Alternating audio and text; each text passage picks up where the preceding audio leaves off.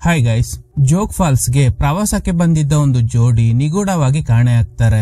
ಈ ಮಿಸ್ಟ್ರಿನ ಸಾಲ್ವ್ ಮಾಡೋಕೆ ಅಂತ ಚಿತ್ರದ ಹೀರೋ ವಿಕ್ರಮ್ ಬರ್ತಾರೆ. ಆಗ ಅವರಿಗೆ ತುಂಬಾನೇ ಶಾಕಿಂಗ್ ವಿಷಯಗಳು ಗೊತ್ತಾಗುತ್ತೆ. ವಿಕ್ರಮ್ ಈ ಮಿಸ್ಟ್ರಿನ ಸಾಲ್ವ್ ಮಾಡ್ತಾರ. ಕಾಣೆಯಾಗಿರೋ ಜೋಡಿಗೆ ಏನಾಯ್ತು ಅನ್ನೋ ಕಥೆನ ಶಾಕಿಂಗ್ ಟ್ವಿಸ್ಟ್ ಅಂಡ್ ಟರ್ನ್ಸ್ ಗಳೊಂದಿಗೆ ಹೇಳಿದ ಚಿತ್ರನೇ ಜೋಗ್ 101.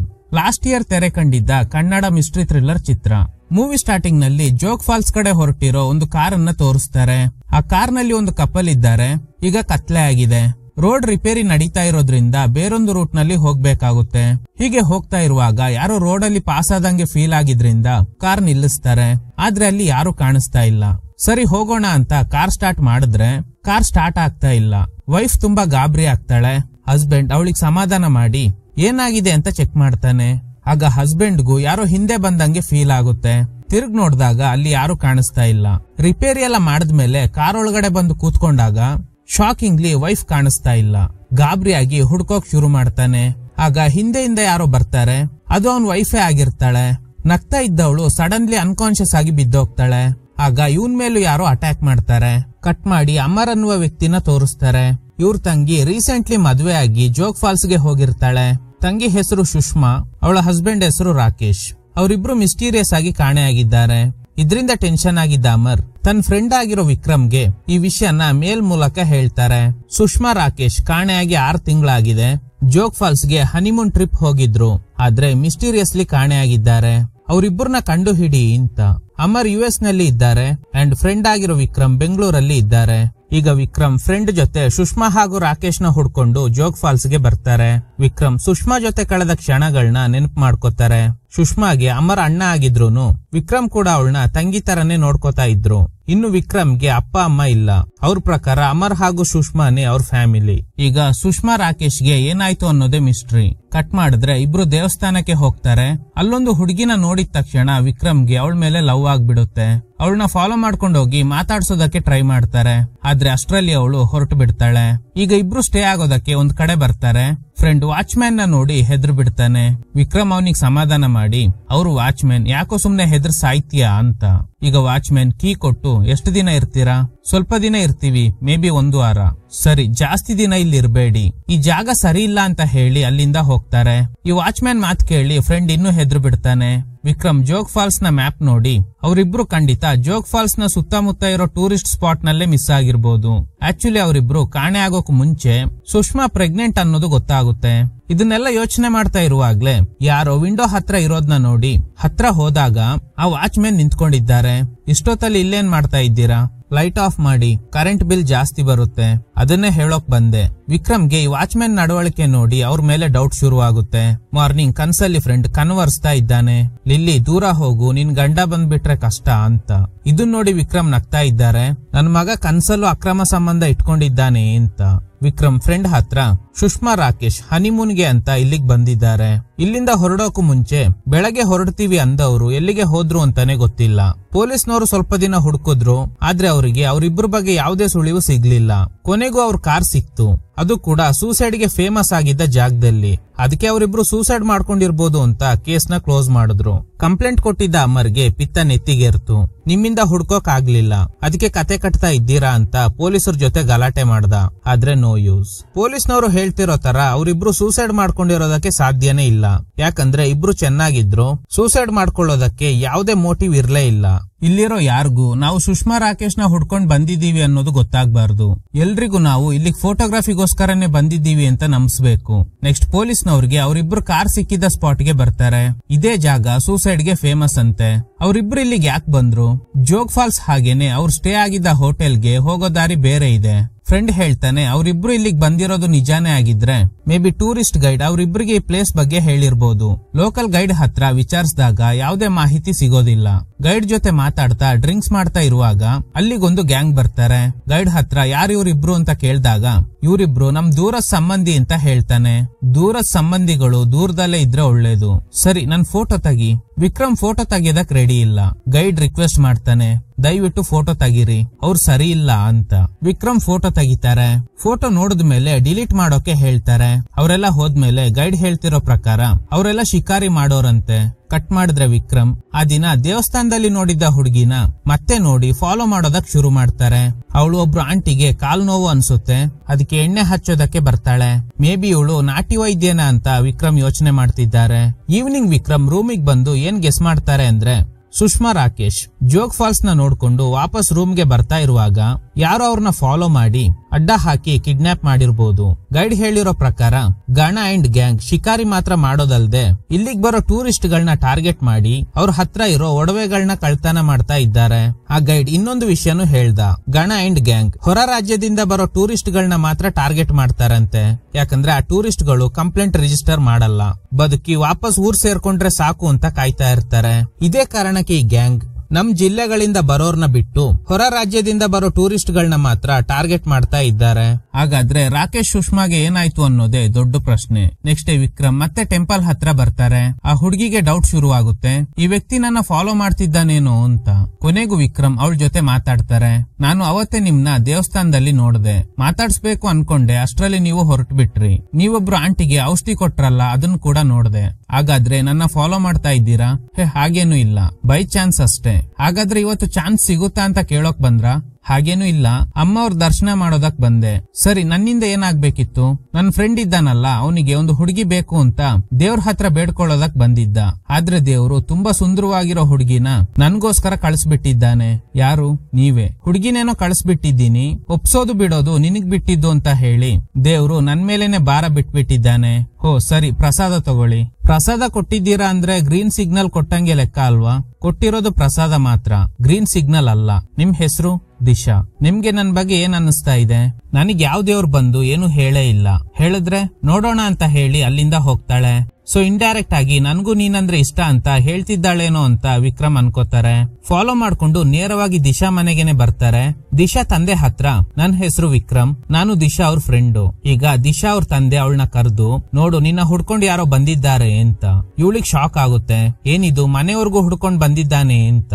ತಂದೆ ಇರೋದ್ರಿಂದ ಕ್ಯಾಶುವಲ್ ಆಗಿ ಮಾತಾಡಿ ಟೀ ತಗೊಂಡ್ ಬರ್ತೀನಿ ಅಂತ ಹೇಳಿ ಒಳಗಡೆ ಹೋಗ್ತಾಳೆ. ಸರ್, ನಾನು ಹವ್ಯಾಸಕ್ಕೆ ಫೋಟೋಗ್ರಫಿ ಮಾಡ್ತಾ ಇದ್ದೀನಿ. ನಿಮ್ ಊರಲ್ಲಿರೋ ಚೌಡೇಶ್ವರಿ ದೇವಿ ತುಂಬಾ ಪವರ್ಫುಲ್ ಅಂತೆ, ಒಂದು ಸಣ್ಣ ಫೋಟೋ ಶೂಟ್ ಮಾಡೋಣ ಅಂತ ಬಂದೆ. ಅಲ್ಲೇ ದಿಶಾ ಅವ್ರ ಪರಿಚಯ ಆಗಿದ್ದು. ನಿಮ್ ಮಗಳು ದೇವ್ರ ಪೂಜೆ ಮಾಡ್ತಿರೋ ತರ ಒಂದು ಫೋಟೋ ಶೂಟ್ ಮಾಡೋಣ ಅನ್ಕೊಂಡಿದ್ದೀನಿ. ದಿಶಾ ನಮ್ ತಂದೆ ಹತ್ರ ಕೇಳಿ ಅಂದ್ರು, ಅದಕ್ಕೇನೆ ಇಲ್ಲಿಗೆ ಬಂದಿದ್ದೀನಿ ಅಂತ. ನೀವ್ ಯಾರು ಅಂತಾನೆ ಗೊತ್ತಿಲ್ಲ, ಈಗ ಸಡನ್ ಆಗಿ ಬಂದು ಫೋಟೋ ತಗೋತೀವಿ ಅಂದ್ರೆ ಹೇಗೆ? ಅಷ್ಟ್ರಲ್ಲಿ ದಿಶಾ ಅವ್ರಿಬ್ಬರನ್ನ ಅಲ್ಲಿಂದ ಹೋಗೋಕೆ ಹೇಳ್ತಾಳೆ. ಸರಿ, ನಂಬರ್ ಆದ್ರೂ ಕೊಡು. ದಿಶಾ ಅವಳ ನಂಬರ್ನ ಕೊಡ್ತಾಳೆ. ಮತ್ತೆ ನನ್ ಪರ್ಮಿಷನ್ ಇಲ್ದೆ ಮನೆವರೆಗೂ ಬರ್ಬೇಡಿ. ಗಣ ಅಂಡ್ ಗ್ಯಾಂಗ್ ಇವ್ರಿಬ್ಬರನ್ನ ಅಡ್ಡ ಹಾಕಿ ಏನೋ ಫೋಟೋಗ್ರಫಿ ವಿಷಯದಲ್ಲಿ ನಮ್ ಊರಿನ ಬಗ್ಗೆ ಎಲ್ಲ ವಿಚಾರಿಸ್ತಾ ಇದ್ದೀರಂತೆ. ಆ ಗೈಡ್ ಹೇಳ್ದ, ಆದಷ್ಟು ಬೇಗ ಈ ಊರ್ ಬಿಟ್ಟು ಹೋದ್ರೆ ನಿಮ್ಗೇನೆ ಒಳ್ಳೇದು ಅಂತ. ನಿನ್ ಜೊತೆ ಸಪರೇಟ್ ಆಗಿ ಮಾತಾಡ್ಬೇಕು. ಗಣನ ಸಪರೇಟ್ ಆಗಿ ಕರ್ಕೊಂಡೋಗಿ ಒಂದು ಫೋಟೋ ತೋರಿಸ್ತಾರೆ. ಇದನ್ ನೋಡಿ ಅವನಿಗೆ ಗಾಬರಿ ಆಗುತ್ತೆ. ಅವತ್ ನೀನ್ ಹೇಳ್ದಂಗೆ ಫೋಟೋ ಡಿಲೀಟ್ ಮಾಡ್ದೆ ಅನ್ಕೊಂಡ. ಈ ಫೋಟೋನ ಫಾರೆಸ್ಟ್ ಆಫೀಸರ್ಗೆ ಕಳ್ಸಿದ್ರೆ ಏನಾಗುತ್ತೆ ಗೊತ್ತಾ? ಅಂದ್ರೆ ನಾನ್ ಮಾಡ್ತಿರೋ ಇನ್ವೆಸ್ಟಿಗೇಷನ್ಗೆ ಅಡ್ಡ ಬರ್ಬೇಡ ಅಂತ ಇಂಡೈರೆಕ್ಟ್ ಆಗಿ ಹೇಳ್ತಾರೆ. ನೆಕ್ಸ್ಟ್ ಪೊಲೀಸ್ ಸ್ಟೇಷನ್ಗೆ ಹೋಗಿ ಈ ಊರಲ್ಲಿ ಇದುವರೆಗೂ ರಿಜಿಸ್ಟರ್ ಆಗಿರೋ ಮಿಸ್ಸಿಂಗ್ ಕೇಸ್ಗಳ ಬಗ್ಗೆ ಡೀಟೇಲ್ಸ್ ಕಲೆಕ್ಟ್ ಮಾಡ್ಕೋತಾರೆ. ಸದ್ಯಕ್ಕಂತೂ ಈ ಕೇಸ್ ನಲ್ಲಿ ಯಾವುದೇ ಲೀಡ್ ಸಿಗ್ತಾ ಇಲ್ಲ. ಇನ್ನು ದಿಶಾ ಮನೆಯಲ್ಲಿ ಅವಳು ಮದ್ವೆ ಮಾಡ್ಸೋಕೆ ಹುಡುಗನ್ನ ಹುಡುಕ್ತಾ ಇದ್ದಾರೆ. ದಿಶಾ ಕೂಡ ಹುಡುಗರ ಪ್ರೊಫೈಲ್ ನ ಚೆಕ್ ಮಾಡ್ತಾ ಇದ್ದಾಳೆ. ಈಗ ವಿಕ್ರಮ್ ಇವಳಿಗೆ ಮೆಸೇಜ್ ಮಾಡ್ತಾರೆ, ನನಗೆ ಈ ಊರಲ್ಲಿರೋ ಟೂರಿಸ್ಟ್ ಸ್ಪಾಟ್ ಗಳನ್ನ ತೋರ್ಸು ಅಂತ. ಅವಳು ಕೂಡ ಒಪ್ಕೊಂಡು ನಾಳೆ ಬೆಳಗ್ಗೆ 9 ಗಂಟೆಗೆ ಬನ್ನಿ ಅಂತ ರಿಪ್ಲೈ ಮಾಡ್ತಾಳೆ. ನೆಕ್ಸ್ಟ್ ಡೇ ದಿಶಾ ಒಂದು ತೂಗು ಸೇತುವೆ ಹತ್ರ ಕರ್ಕೊಂಡು ಹೋಗ್ತಾಳೆ. ನನ್ಗೆ ಈ ಊರಲ್ಲಿ ತುಂಬಾ ಇಷ್ಟವಾದ ಜಾಗ ಅಂದ್ರೆ ಈ ತೂಗು ಸೇತುವೆ. ಯಾಕೆ? ಇದಕ್ಕೊಂದು ಕತೆ ಇದೆ. ಈ ದಡದ ಹೆಸರು ರಾಜ, ಆ ದಡದ ಹೆಸರು ರಾಣಿ. ಇವರಿಬ್ರು ಸಾವಿರಾರು ವರ್ಷಗಳಿಂದ ಪಕ್ಕದಲ್ಲೇ ಇದ್ದಾರೆ. ಇಬ್ರು ಒಬ್ರನ್ನ ಒಬ್ರು ತುಂಬಾ ಪ್ರೀತಿಸ್ತಾರೆ, ಆದ್ರೂ ಸೇರಕ್ ಆಗಿರ್ಲಿಲ್ಲ. ಇದನ್ನ ಅರ್ಥ ಮಾಡ್ಕೊಂಡ ಒಬ್ಬ ವ್ಯಕ್ತಿ ಈ ಸೇತುವೆ ಮುಖಾಂತರ ಅವರಿಬ್ಬರನ್ನ ಒಂದು ಮಾಡ್ದ. ಅವತ್ತಿಂದ ರಾಜ ರಾಣಿ ಇಬ್ರು ಸಂತೋಷವಾಗಿದ್ದಾರೆ. ಆಗ ವಿಕ್ರಮ್, ನಿಮ್ಮಲ್ಲೊಬ್ಬ ಬಹಳ ಒಳ್ಳೆ ಕತೆಗಾರ್ತಿ ಇದ್ದಾಳೆ. ನೀವು ನೋಡೋಕೆ ಎಷ್ಟು ಸುಂದರವಾಗಿದ್ದೀರೋ ನಿಮ್ ಮನ್ಸು ಕೂಡ ಅಷ್ಟೇ ಸುಂದರವಾಗಿದೆ. ಹಂಗೆ ಪ್ರಪೋಸ್ ಮಾಡ್ತಾರೆ. ಅವಳು ಕೂಡ ಒಪ್ಕೋತಾಳೆ. ಆದ್ರೆ ವಿಕ್ರಮ್, ನಮ್ಮನೇಲಿ ಒಪ್ಪಿಲ್ಲ ಅಂದ್ರೆ ನಿಮ್ ಮನೆಯವ್ರನ್ನ ಒಪ್ಸೋ ಜವಾಬ್ದಾರಿ ನಂದು. ಇನ್ನೊಂದ್ ಕಡೆ ಕೇಸ್ ಎಂಕ್ವೈರಿ ವಿಷಯಕ್ಕೆ ಬಂದ್ರೆ, ಈ ಟೂರಿಸ್ಟ್ ಗೈಡ್ ಇಂದ ಈ ಊರಲ್ಲಿ ಗಣ ಅಂಡ್ ಗ್ಯಾಂಗ್ ಕಿಂತನೂ ಡೇಂಜರಸ್ ಆಗಿರೋ ಇನ್ನಿಬ್ರು ವ್ಯಕ್ತಿಗಳಿದ್ದಾರೆ. ರಾಯಪ್ಪನ್ ಮತ್ತೆ ಕುಟ್ಟುಮಣಿ ಅಂತ ಇಬ್ರು ಅಣ್ಣ ತಮ್ಮಂದ್ರು ಹಂದಿ ಮಾಂಸ ಮಾರಿ ಜೀವನ ಮಾಡ್ತಿದ್ದಾರೆ ಅಂತ ಎಲ್ಲ ಅನ್ಕೊಂಡಿದ್ದಾರೆ. ಆದ್ರೆ ಅವರಿಬ್ರು ನರಭಕ್ಷಕರು. ವಿಕ್ರಮ್ ಗೆಸ್ ಮಾಡ್ತಾರೆ, ಹಾಗಾದ್ರೆ ಇವರಿಬ್ರು ಟೂರಿಸ್ಟ್ ಗಳನ್ನ ಟಾರ್ಗೆಟ್ ಮಾಡಿ ಸಾಯಿಸಿ ಅವ್ರ ಮಾಂಸನ ತಿಂತಿದ್ದಾರಾ ಅಂತ. ರಾಯಪ್ಪನ್ ಮತ್ತೆ ಕುಟ್ಟುಮಣಿ ಸೇರ್ಕೊಂಡು ಗಂಧದ ಮರನ ಕಳ್ಸಾಗಣೆ ಮಾಡ್ತಾರೆ ಅನ್ನೋದು ಕೂಡ ಗೊತ್ತಾಗುತ್ತೆ. ಅವರಿಬ್ಬರ ಮೇಲೆ ಡೌಟ್ ಇರೋದ್ರಿಂದ ರಾಯಪ್ಪನ್ಗೆ ಸೇರಿದ್ದ ಶಾಪ್ ನಲ್ಲಿ ಮಾಂಸ ತಗೊಳ್ಳೋದಕ್ಕೆ ಹೇಳಿ ವಿಕ್ರಮ್ ರಾಯಪ್ಪನ್ ಜೊತೆ ಮಾತಾಡ್ತಾರೆ. ನಾನೊಂದು ಪಿಗ್ ಫಾರ್ಮ್ ನ ಸ್ಟಾರ್ಟ್ ಮಾಡ್ಬೇಕು ಅಂತ ಅನ್ಕೊಂಡಿದ್ದೀನಿ. ನಿಮ್ಮಿಂದ ಏನಾದ್ರೂ ಮಾಹಿತಿ ಸಿಗ್ಬೋದಾ? ನಿನ್ ಹತ್ರ ದುಡ್ಡಿದ್ರೆ ಬೇರೆ ಏನಾದ್ರೂ ಬಿಸ್ನೆಸ್ ಮಾಡು. ಪಿಗ್ ಫಾರ್ಮ್ ಮಾಡೋದು ಕಂಪ್ಯೂಟರ್ ಮುಂದೆ ಕೂತ್ಕೊಂಡು ಕೆಲಸ ಮಾಡದಷ್ಟು ಈಸಿ ಅಲ್ಲ ಅಂತ. ಸರಿ, ವಿಕ್ರಮ್ ಯಾಕೆ ಇವರ ಹತ್ರ ಇದನ್ನೆಲ್ಲ ಹೇಳ್ತಿದ್ದಾರೆ ಅಂತ ನೋಡೋದಾದ್ರೆ ಸಿಂಪಲ್. ಇವ್ರು ಎಂಕ್ವೈರಿ ಮಾಡ್ತಿರೋ ಕೇಸ್ಗೂ ಇವರಿಬ್ರಿಗೂ ಏನಾದ್ರೂ ಲಿಂಕ್ ಇದೆಯಾ ಅನ್ನೋದು ಗೊತ್ತಾಗ್ಬೇಕು. ಅದಕ್ಕೂ ಮುಂಚೆ ವಿಕ್ರಮ್ ಈ ಕೇಸ್ ಬಗ್ಗೆ ಎಂಕ್ವೈರಿ ಮಾಡ್ತಿರೋ ವಿಷಯ ಇವ್ರು ಯಾರಿಗೂ ಗೊತ್ತಾಗ್ಬಾರ್ದು. ಇನ್ ಕೇಸ್ ಗೊತ್ತಾದ್ರೆ ಅದರಿಂದ ತೊಂದರೆ ಆಗೋದು ವಿಕ್ರಮ್ಗೆನೆ. ಅದಕ್ಕೆ ನಾನು ಹೊಸ ಬಿಸ್ನೆಸ್ ಮಾಡ್ಬೇಕು ಅಂತ ಅನ್ಕೊಂಡಿದ್ದೀನಿ ಅಂತ ಹೇಳಿದ್ರೆ ಅವರಿಗೆ ವಿಕ್ರಮ್ ಮೇಲೆ ಡೌಟ್ ಬರಲ್ಲ. ಆಗ ಇವ್ರಗಳ ವಿರುದ್ಧ ಆಧಾರಗಳನ್ನ ಕಲೆಕ್ಟ್ ಮಾಡಬಹುದು. ಸೊ ಇದೇ ಪ್ಲಾನ್. ವಿಕ್ರಮ್ ಇವ್ರಗಳ ಜೊತೆ ಮಾತಾಡ್ತಿರೋ ಗ್ಯಾಪ್ ನಲ್ಲಿ ಫ್ರೆಂಡ್ಗೆ ಇವ್ರ ಶೆಡ್ ನಲ್ಲಿ ಏನಾದ್ರೂ ಮನುಷ್ಯರ ಅಂಗಾಂಗಗಳು ಇದೆಯಾ ಅಂತ ಚೆಕ್ ಮಾಡೋದಕ್ಕೆ ಹೇಳಿರ್ತಾರೆ. ಯಾಕಂದ್ರೆ ಇವರಿಬ್ರು ಮನುಷ್ಯರ ಮಾಂಸನ ಹಂದಿ ಮಾಂಸದ ಜೊತೆ ಸೇರಿಸಿ ಮಾರಾಟ ಮಾಡ್ತಿರ್ಬೋದೇನೋ ಅನ್ನೋ ಡೌಟ್ ಇದೆ. ಫ್ರೆಂಡ್ ಚೆಕ್ ಮಾಡ್ತಿರೋದ್ನ ನೋಡಿ ರಾಯಪ್ಪನ್ ಗರಂ ಆಗ್ತಾರೆ. ಇಲ್ಲಿಗ್ ಬಂದು ಮಾಂಸ ತಗೊಂಡ್ವಾ ಹೋದ್ವಾ ಅಂತ ಇರ್ಬೇಕು. ಒಳಗ್ ನುಗ್ಗೋ ಪ್ರಯತ್ನ ಮಾಡಿದ್ರೆ ನೀವೇ ಗುಡ್ಡೆ ಮಾಂಸ ಆಗೋಗ್ತೀರಾ ಅಂತ. ಅವನು ನನ್ ಫ್ರೆಂಡ್ ಏನೋ ಗೊತ್ತಿಲ್ದೆ ಹೋಗ್ಬಿಟ್ಟ ಅಂತ ಸಾರಿ ಕೇಳಿ ಅಲ್ಲಿಂದ ಹೋಗ್ತಾರೆ. ರಾತ್ರಿ ವಿಕ್ರಮ್ ಸ್ಟೇಷನ್ ಇಂದ ಕಲೆಕ್ಟ್ ಮಾಡಿದ್ದ ಕೇಸ್ ಡೀಟೇಲ್ ನ ಚೆಕ್ ಮಾಡ್ತಾರೆ. ವಿಕ್ರಮ್ ಹೇಳ್ತಿರೋ ಪ್ರಕಾರ ಜೋಗ್ ಫಾಲ್ಸ್ ನ ಪೊಲೀಸ್ ಸ್ಟೇಷನ್ ಲಿಮಿಟ್ ನಲ್ಲಿ ಸುಷ್ಮಾ ರಾಕೇಶ್ ಮಾತ್ರ ಮಿಸ್ಸಿಂಗ್ ಆಗಿಲ್ಲ. ಅವ್ರ ತರನೇ ತುಂಬಾ ಜನ ಕಾಣೆಯಾಗಿದ್ದಾರೆ. ಕಳೆದ 20 ವರ್ಷದಿಂದ ಟೋಟಲ್ 28 ಜನ ಮಿಸ್ಸಿಂಗ್. ಅದರಲ್ಲಿ ಸುಷ್ಮಾ ರಾಕೇಶ್ ಕೂಡ. ಜೋಗ್ ಫಾಲ್ಸ್ ಪೊಲೀಸ್ ಸ್ಟೇಷನ್ ನಲ್ಲಿ 28 ಜನ ಮಿಸ್ಸಿಂಗ್. ಸಿದ್ದಾಪುರ ಪೊಲೀಸ್ ಸ್ಟೇಷನ್ ನಲ್ಲಿ 33 ಜನ. ತಾಳಗುಪ್ಪ ಪೊಲೀಸ್ ಸ್ಟೇಷನ್ ನಲ್ಲಿ 34, ಕಾರ್ಗಲ್ ನಲ್ಲಿ 36, ಟೋಟಲ್ 131. 131ರಲ್ಲಿ 33 ಜನ ಸೂಸೈಡ್ ಮಾಡ್ಕೊಂಡು ಅವ್ರ ಡೆಡ್ ಬಾಡಿ ಸಿಕ್ಕಿದೆ. ಅದರಲ್ಲಿ 98 ಜನ ಇವತ್ತಿನವರೆಗೂ ಮಿಸ್ಸಿಂಗ್. ಜೋಗ್ ಫಾಲ್ಸ್ ಲಿಮಿಟ್ ನಲ್ಲಿ ರಿಜಿಸ್ಟರ್ ಆಗಿರೋ ಕೇಸ್ಗಳ ಸಂಖ್ಯೆ ತುಂಬಾ ಕಡಿಮೆ ಇದೆ. ಪಾಯಿಂಟ್ ನಂಬರ್ 1, ಈ 98 ಜನ ಜೋಗ್ ಫಾಲ್ಸ್ ಗೆ ಟ್ರಿಪ್ ಗೆ ಅಂತಾನೆ ಬಂದಿರೋದು. ಯಾರು ಈ ಸುತ್ತಮುತ್ತಲಿನ ಊರಿನವ್ರಲ್ಲ. ಇಷ್ಟು ಜನರನ್ನ ಯಾರೋ ಕೊಲೆ ಮಾಡಿದ್ದಾರೆ. ಬಾಡಿ ಸಿಕ್ಕಿಲ್ಲ. ಇಷ್ಟು ಗಾಡಿಗಳು ಈ 4 ಪೊಲೀಸ್ ಸ್ಟೇಷನ್ ಲಿಮಿಟ್ ನಲ್ಲೇ ಸಿಕ್ಕಿದೆ. ಕೊಲೆ ಮಾಡಿದವ್ರಿಗೆ ಚೆನ್ನಾಗ್ ಗೊತ್ತು, ಅಕಸ್ಮಾತ್ ಗಾಡಿಗಳನ್ನ ತಗೊಂಡೋಗಿ ಮಾರಿದ್ರೆ ಯಾವತ್ತಾದ್ರೂ ಒಂದಿನ ಸಿಗಾಕೋತೀವಿ ಅಂತ. ಪಾಯಿಂಟ್ ನಂಬರ್ 2, ಕೊಲೆ ಮಾಡಿರೋರು ಯಾವುದೇ ಕಾರಣಕ್ಕೂ ಕೊಲೆ ಆಗಿರೋರ್ ಮೊಬೈಲ್ ಫೋನ್ ನ ಯೂಸ್ ಮಾಡಿಲ್ಲ. ಎಲ್ಲಾ ಫೋನ್ಗಳು ಈ 4 ಪೊಲೀಸ್ ಸ್ಟೇಷನ್ ಲಿಮಿಟ್ ನಲ್ಲೇ ಗಾಡಿಗಳಲ್ಲೇ ಸಿಕ್ಕಿದೆ. ಪಾಯಿಂಟ್ ನಂಬರ್ 3, ಈ ಕೊಲೆಗಳು ನಡೆದಿರೋದು ಯಾವುದೇ ದ್ವೇಷಕ್ಕೋಸ್ಕರ ಅಲ್ಲ. ಈ ಜನರ ಹತ್ರ ಇದ್ದ ದುಡ್ಡು ಕಾಸು ಒಡವೆಗೋಸ್ಕರ. ಪಾಯಿಂಟ್ ನಂಬರ್ 4, ಯಾರೋ ಒಬ್ಬ ವ್ಯಕ್ತಿ ಕೈಯಲ್ಲಿ ಇಷ್ಟು ಕೊಲೆಗಳನ್ನ ಮಾಡೋಕ್ ಸಾಧ್ಯ ಇಲ್ಲ. ಇದ್ರ ಹಿಂದೆ ದೊಡ್ಡ ಗ್ಯಾಂಗ್ ಇದೆ. ರಕ್ತಕ್ಕೂ ನೀರ್ಗೂ ವ್ಯತ್ಯಾಸನೇ ಗೊತ್ತಿಲ್ಲದೆ ಇರೋ ಮನುಷ್ಯ ಮೃಗಗಳ ಗ್ಯಾಂಗ್. ಅಂತದೊಂದು ಗ್ಯಾಂಗ್ ಬಗ್ಗೆ ಈ ಊರಲ್ಲಿ ಹುಡುಕಿದ್ರೆ ಸಿಗೋದು ಈ ರಾಯಪ್ಪನ್ ಮತ್ತೆ ಕುಟ್ಟುಮಣಿ ಅಲ್ವಾ. ಕಟ್ ಮಾಡಿದ್ರೆ ಇವರಿಬ್ರು ಬೈಕ್ ನಲ್ಲಿ ಹೋಗ್ತಾ ಇರುವಾಗ ರಾಯಪ್ಪನ್ ಮತ್ತೆ ಕುಟ್ಟುಮಣಿ ಗ್ಯಾಂಗ್ ಇವ್ರ ಮೇಲೆ ಅಟ್ಯಾಕ್ ಮಾಡ್ತಾರೆ. ಈ ಫೈಟ್ ನಲ್ಲಿ ವಿಕ್ರಮ್ ನ ಫ್ರೆಂಡ್ ನ ಸಾಯಿಸ್ಬಿಡ್ತಾರೆ. ಆಕ್ಚುಲಿ ಇದೊಂದು ಕನ್ಸು. ರಾಯಪ್ಪನ್ ಮತ್ತೆ ಗ್ಯಾಂಗ್ ಇವ್ರ ಮೇಲೆ ಅಟ್ಯಾಕ್ ಮಾಡ್ದಂಗೆ ಇವನಿಗೆ ಕನ್ಸು ಬಿದ್ದಿರುತ್ತೆ. ನೆಕ್ಸ್ಟ್ ವಿಕ್ರಮ್ ದಿಶಾ ಮನೆಗೆ ಹೋಗಿ ಅವರಿಬ್ಬರು ಲವ್ ವಿಷಯನ ಫ್ಯಾಮಿಲಿ ಮೆಂಬರ್ಸ್ ಗೆ ಹೇಳ್ತಾರೆ. ಅವಳಿಗೂ ನಾನಂದ್ರೆ ಇಷ್ಟ.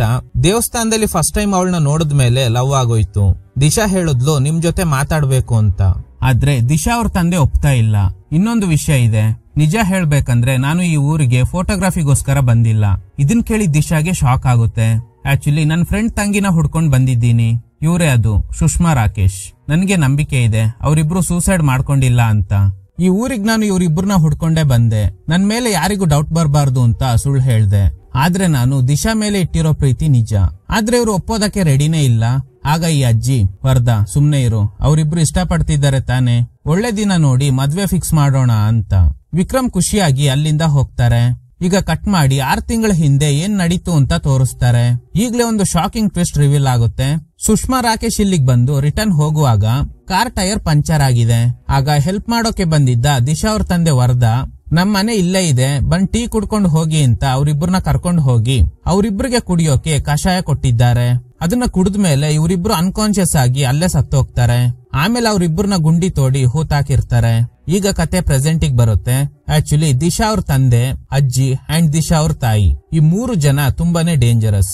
ಆದಷ್ಟು ಬೇಗ ವಿಕ್ರಮ್ ಕತೆನ ಮುಗಿಸ್ಬೇಕು. ವಿಕ್ರಮ್ನ ನಾಳೆ ಬೆಳಗ್ಗೆ 10 ಗಂಟೆಗೆ ಬರೋಕೆ ಹೇಳು ಅಂತ.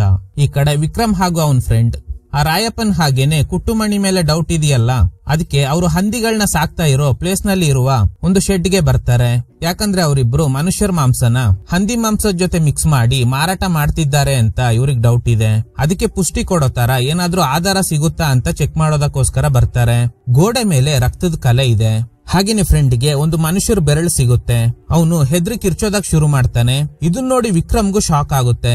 ಶಬ್ದ ಕೇಳಿ ರಾಯಪ್ಪನ್ ಅಂಡ್ ಗ್ಯಾಂಗ್ ಅಲ್ಲಿಗೆ ಬಂದಿದ್ರಿಂದ ಇವರಿಬ್ರು ಅಲ್ಲಿಂದ ಎಸ್ಕೇಪ್ ಆಗ್ತಾರೆ. ಆ ಬೆರಳು ನೋಡಿ ರಾಯಪ್ಪನ್ಗೆ ಗೊತ್ತಾಗುತ್ತೆ.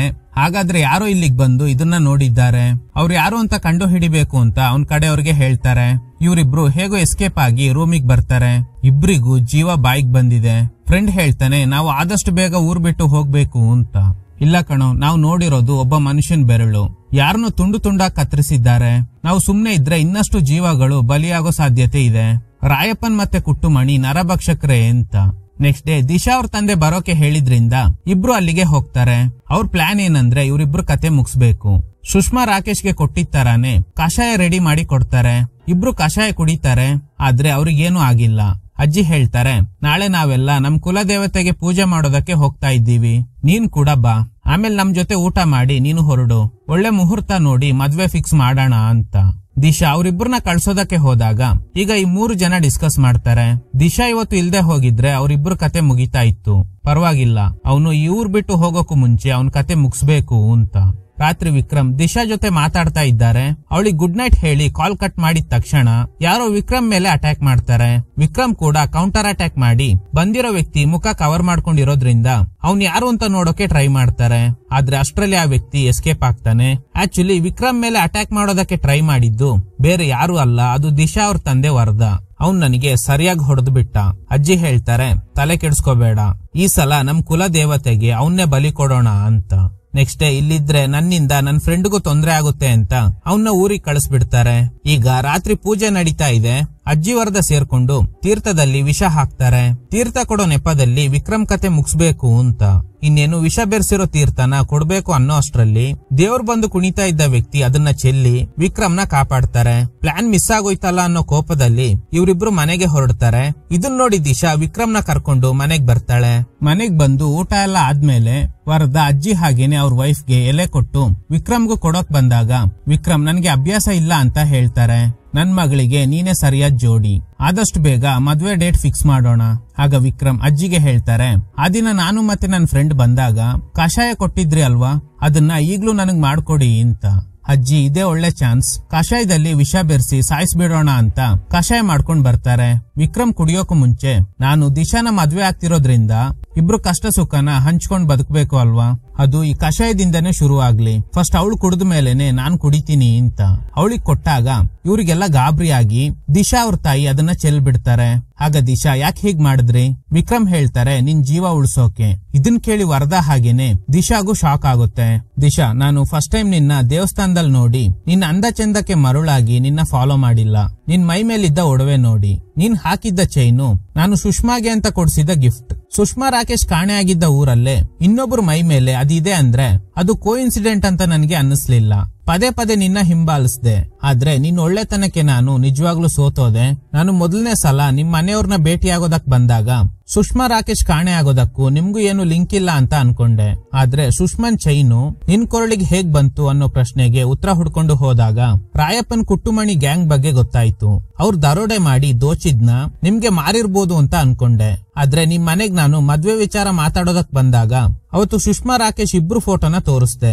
ಆಗ ನಿಮ್ ತಂದೆ ತಾಯಿ ನಿಮ್ ಅಜ್ಜಿ ಮುಖದಲ್ಲಿ ಒಂದು ವಿಚಿತ್ರ ಬದಲಾವಣೆ ಕಾಣಿಸ್ತು. ನೆಕ್ಸ್ಟ್ ಮತ್ತೆ ಬಂದೆ, ನನ್ನ ಫ್ರೆಂಡ್ ನ ಕೊಲ್ಲೋಕೆ ಟ್ರೈ ಮಾಡ್ತೀರಾ ಅಂತ ಎಕ್ಸ್ಪೆಕ್ಟ್ ಮಾಡಿದ್ದೆ. ಆದ್ರೆ ನಿನ್ನೆದ್ರಿಗೆ ಇವ್ರಿಗೆ ಆ ಕೆಲಸ ಮಾಡೋದಕ್ ಆಗ್ಲಿಲ್ಲ. ಯಾಕಂದ್ರೆ ಇವುಗಳಿಂದ ನಿನ್ನ ದೂರ ಇಡ್ಬೇಕು ಅನ್ನೋದೇ ಇವ್ರ ಉದ್ದೇಶ ಆಗಿತ್ತು. ಆದ್ರೆ ಅವತ್ ರಾತ್ರಿನೇ ನನ್ನನ್ನ ಯಾರೋ ಕೊಲ್ಲೋದಕ್ ಟ್ರೈ ಮಾಡಿದ್ರು. ಪ್ರಯತ್ನ ಪಟ್ಟಿದ್ದು ರಾಯಪ್ಪನ್ ಕಡೆಯವ್ರೆ ಅಂತ ಅನ್ಕೊಳ್ಳೋ ಅಷ್ಟ್ರಲ್ಲಿ ಅಲ್ಲೇ ಬಿದ್ದಿದ್ದಿ ವಾಚ್ ಕಾಣಿಸ್ತು. ನಿಮ್ ಕೈಯಿಂದ ಜಾರ್ ಬಿದ್ದಿದ್ದು ನನ್ ಫ್ರೆಂಡ್ ರಾಕೇಶ್ ನ ವಾಚು.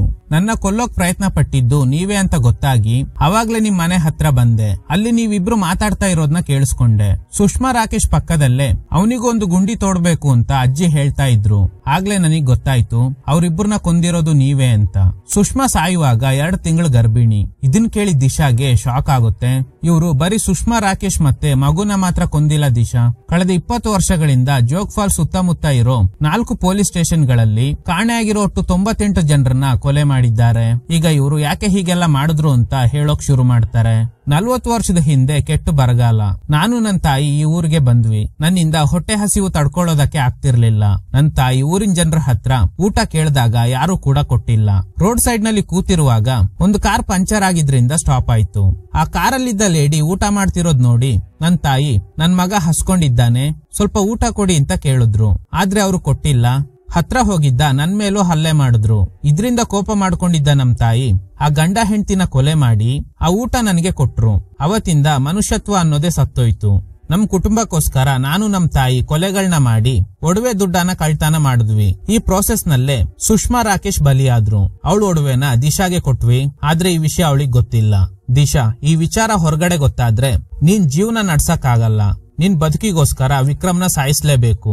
ದಿಶಾಗೆ ತುಂಬಾ ಶಾಕ್ ಆಗುತ್ತೆ. ವರದಾ ವಿಕ್ರಮ್ನ ಸಾಯಿಸೋಕೆ ಹೋಗಿ ಅವರೇ ಅನ್ಕಾನ್ಶಿಯಸ್ ಆಗಿ ಸತ್ತೋಗ್ತಾರೆ. ಅವ್ರು ಮಾತ್ರ ಅಲ್ಲ, ಅಜ್ಜಿ ದಿಶಾ ಅವ್ರ ತಾಯಿ ಕೂಡ ಸತ್ತೋಗ್ತಾರೆ. ಹೇಗಂದ್ರೆ ವಿಕ್ರಮ್ ಮೊದ್ಲೇ ಇವ್ರು ತಿಂದಿದ್ದ ಎಲೆನಲ್ಲಿ ವಿಷ ಮಿಕ್ಸ್ ಮಾಡಿರ್ತಾರೆ. ನನ್ ಹಾಗೆ ನೋವು ಅನುಭವಿಸಿರೋ ಯಾರೇ ಆಗಿದ್ರು ಹೀಗೆ ಮಾಡ್ತಿದ್ರು. ಪೇರೆಂಟ್ಸ್ ಸಾವಿನಿಂದ ದಿಶಾ ತುಂಬಾ ದುಃಖದಲ್ಲಿದ್ದಾಳೆ. ಸುಷ್ಮನ್ ಚೈನ್ ನ ವಿಕ್ರಮ್ಗೆ ಕೊಟ್ಟು ಇಲ್ಲಿಂದ ಹೊರಟು ಹೋಗು ಅಂತ ಬೈತಾಳೆ. ವಿಕ್ರಮ್ ಏನೇ ಹೇಳಿದ್ರು ಕೇಳೋ ಸ್ಥಿತಿಯಲ್ಲಿ ಇವಳಿಲ್ಲ. ವಿಕ್ರಮ್ ಅಲ್ಲಿಂದ ಹೊರಟು ಊರಿಗೆ ಬರ್ತಾರೆ. ಅಮರ್ಗೆ ಕಾಲ್ ಮಾಡಿ ವಿಷಯ ಹೇಳಿದಾಗ ಅವರಿಗೂ ಶಾಕ್ ಆಗುತ್ತೆ. ವಿಕ್ರಮ್ ಒಂದು ಶಾಪಿಂಗ್ ಮಾಲ್ ನಲ್ಲಿ ಇರುವಾಗ ಒಂದು ನ್ಯೂಸ್ ಪ್ರಸಾರ ಆಗ್ತಿದೆ. ರಾಜ್ಯದ ಜನ ತುಂಬಾ ಹೆದರಿದ್ದಾರೆ. ಜೋಗ್ ಫಾಲ್ಸ್ ಗೆ ತೆರಳಿದ್ದ ನವ ದಂಪತಿಗಳು ಕಾಣೆಯಾಗಿದ್ದಾರೆ ಅಂತ. ಈ ನ್ಯೂಸ್ ನೋಡಿ ವಿಕ್ರಮ್ಗೆ ಶಾಕ್ ಆಗುತ್ತೆ. ಅಂದ್ರೆ ದಿಶಾ ಅವ್ರ ಫ್ಯಾಮಿಲಿ ಅವರು ಕೊಲೆ ಮಾಡ್ತಿದ್ರು ಅಲ್ವಾ, ಅದೇ ತರನೇ ಅವಳು ಕೂಡ ಕೊಲೆ ಮಾಡಿ ಒಡವೆಗಳನ್ನ ಕಳ್ತನ ಮಾಡ್ತಿದ್ದಾಳೆ ಅನ್ನೋದು ಗೊತ್ತಾಗುತ್ತೆ. ಇದ್ರೊಂದಿಗೆ ಈ ಚಿತ್ರ ಎಂಡ್ ಆಗುತ್ತೆ. ಅಂಡ್ ಗೈಸ್, ರಾಯಪ್ಪನ್ ಮತ್ತೆ ಕುಟ್ಟುಮಣಿ ನಿಜವಾಗ್ಲೂ ನರಭಕ್ಷಕರ ಅನ್ನೋದಕ್ಕೆ ಈ ಮೂವಿನಲ್ಲಿ ಯಾವುದೇ ಸಾಲಿಡ್ ಪ್ರೂಫ್ ಇಲ್ಲ. ನನ್ಗೆ ಅನ್ಸಿದ ಪ್ರಕಾರ ಅವರು ನರಭಕ್ಷಕರೇ ಅನ್ಸುತ್ತೆ. ಆಕ್ಚುಲಿ ನಂತರನೇ ಡೌಟ್ ತುಂಬಾ ಜನರಿಗೂ ಇದೆ. ಅದಕ್ಕೆ ಗೂಗಲ್ ನಲ್ಲಿ ಈ ರೀತಿ ಸರ್ಚ್ ಮಾಡಿದ್ದಾರೆ. Okay guys, thanks for watching. ಈ ತರದ ಥ್ರಿಲ್ಲಿಂಗ್ ವಿಡಿಯೋಗಳಿಗಾಗಿ ನಮ್ಮ ಸಿನಿಮಾ ಫ್ಯಾಕ್ಟ್ಸ್ ಚಾನೆಲ್ ನ ತಪ್ಪದೆ ಸಬ್ಸ್ಕ್ರೈಬ್ ಮಾಡಿ. ಪಕ್ಕದಲ್ಲಿರೋ ಬೆಲ್ ಐಕಾನ್ ನ ಪ್ರೆಸ್ ಮಾಡಿ ಆಲ್ ನೋಟಿಫಿಕೇಶನ್ ಗಳನ್ನ ಆನ್ ಮಾಡಿ ಇಟ್ಕೊಳ್ಳಿ.